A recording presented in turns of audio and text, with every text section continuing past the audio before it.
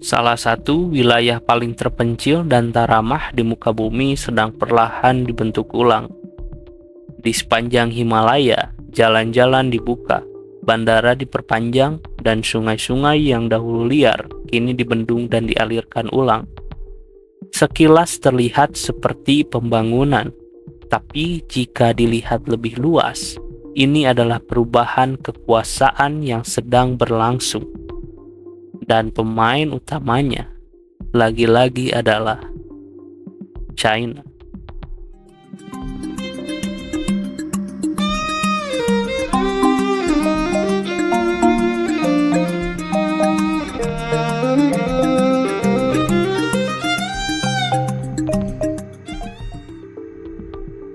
Sejak tahun 2020, Cina telah meluncurkan lebih dari 300 proyek infrastruktur baru di wilayah Tibet. Jalan-jalan seperti G219, G315, dan G318 diperluas dan diperkuat. Hanya dalam hitungan hari, kini Cina bisa memindahkan kendaraan militer dari Xinjiang ke Tibet, rute yang sebelumnya butuh berminggu-minggu. Di wilayah pegunungan yang terisolasi, pembangunan seperti ini bukan hal yang biasa. Tapi, Cina melakukannya dengan tenang, sistematis, dan penuh tujuan. Karena di Himalaya, kehadiran berarti kekuasaan. Batas negara tidak ditentukan oleh perjanjian, melainkan oleh patroli. Infrastruktur bukan hanya alat logistik, ia adalah deklarasi wilayah. Bandara seperti Shigatse Heping telah berevolusi dari bandara sipil menjadi pangkalan militer.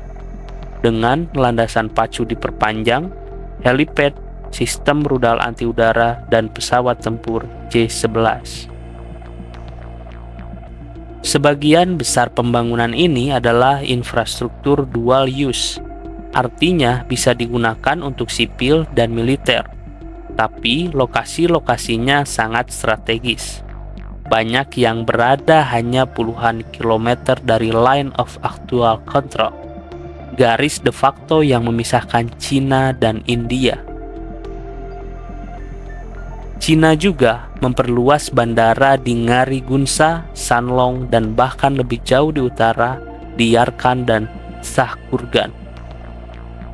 Seluruh jaringan ini, termasuk dua lusin bandara lainnya, menjadikan Himalaya sebagai koridor militer baru. Dan tak hanya udara, jalur kereta Sichuan Tibet yang sedang dibangun akan menghubungkan Chengdu ke Lhasa dalam waktu kurang dari 13 jam. Dan lebih jauh lagi, akan bercabang ke jalur-jalur kecil menuju perbatasan India. Tapi kekuatan bukan hanya tentang peluru dan pesawat. Terkadang ia datang dalam bentuk turbin dan bendungan. Cina menguasai hulu sungai-sungai besar Asia seperti Brahmaputra, Mekong, dan Salween. Di Himalaya contohnya, Cina kini membangun bendungan terbesar di dunia. Proyek Mega Dam di Sungai Yarlung Sangpao yang pernah kita bahas pada video sebelumnya, yang diperkirakan bernilai lebih dari 137 miliar US dollar. Bendungan ini diperkirakan akan menghasilkan 60 gigawatt listrik, atau 3 kali lipat dari bendungan Tiga Ngarai yang legendaris. Masalahnya, sungai itu mengalir ke India dan Bangladesh. Jika Cina mengatur alirannya, mereka bisa secara teoritis mengendalikan banjir atau kekeringan di wilayah tersebut. Inilah kekuatan hidrohegemonik. Namun, mengapa semua ini terjadi sekarang? Jawabannya terletak pada dua huruf. AI. Ledakan kecerdasan buatan global telah memicu perlombaan energi baru. Data center skala besar butuh daya raksasa hingga 200 megawatt per lokasi. Untuk itu, negara seperti Cina butuh sumber listrik yang bersih, stabil, dan besar. Tibet menjadi kunci. Sungainya kuat, deras, dan konsisten. Di saat Amerika Serikat stagnan dalam produksi energi, Cina justru melipat gandakan outputnya. Infrastruktur di Himalaya bukan hanya tentang pertahanan, tapi juga tentang mengamankan energi masa depan. Semua pembangunan ini dilihat oleh India bukan sebagai langkah defensif, tapi sebagai provokasi. India pun membangun infrastruktur militernya sendiri, bandara, pos patroli, dan jalur logistik. Tapi perbedaannya tetap mencolok. Cina punya keunggulan dalam jumlah pesawat tempur, teknologi generasi kelima, dan anggaran pertahanan. India masih berjuang memproduksi pesawat generasi keempatnya. Jika konflik terbuka terjadi di Taiwan, Cina tahu pasukannya bisa berdistraksi di timur. Maka pembangunan di Himalaya adalah semacam penyeimbang.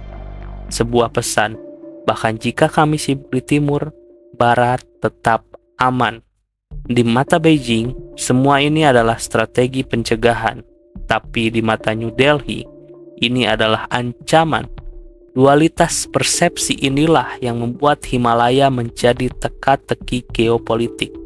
Dan di tengah pembangunan masif yang terlihat seperti upaya damai, bisa saja tersimpan potensi konflik. Karena terkadang, bunker terlihat seperti markas serangan. Yang jelas, Cina membangun lebih cepat dari dunia bereaksi, dan Himalaya kini tak lagi sunyi. Ia menjadi panggung diam dari tarik ulur dua raksasa Asia yang tengah membentuk ulang wajah kawasan.